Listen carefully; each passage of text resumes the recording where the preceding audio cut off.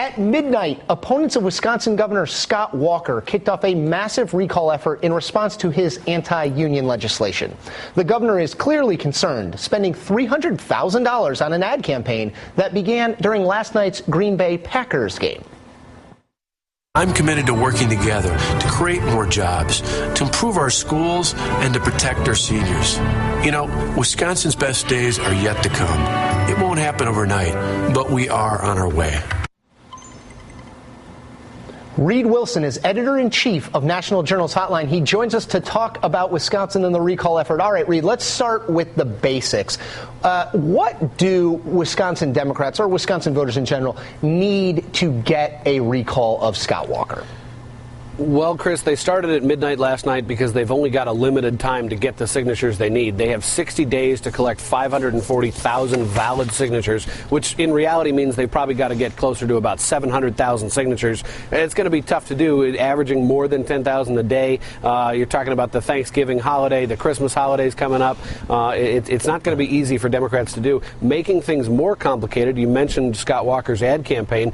State law doesn't provide for contribution limits during a recall election. So Scott Walker can raise unlimited amounts of money. We saw Democrats and Republicans spent $44 million on the Senate recalls this summer. It's likely they're going to spend more in an effort to get Scott Walker out of office. And I would mention, to your point, he already has $2.5 million in the bank to spend. Yeah. And given his ad campaign that starts today, they are taking a very aggressive campaign political tact here. Reed, another question about this.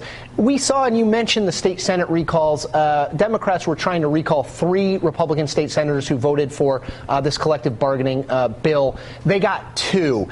How does that affect the momentum, the excitement, the energy in the state for trying to recall Walker, which, as you point out, just from a purely logistical point of view, is a pretty high hurdle? Yeah. It is, and look, the recalls this summer were sort of a first step in trying to re-energize a labor movement that's really been sort of waning in influence over the last several decades. That was a positive first step for the labor movement. The election in Ohio last week was another good step for them, but again, you're right, they didn't quite achieve that victory in Wisconsin. This is multiples harder, which makes you wonder just how successful they're going to be. Plus, all the money they're spending here is money that labor's not going to be able to spend in the 2012 elections for President Obama or for any other Democratic candidate. Right. It's a calculated risk. Can they win it, and is it worth the money? Reed Wilson, National Journal, editor of The Hotline. I always read it, and I always thank Reed for his time. Thanks for joining us. Thanks a lot, Chris.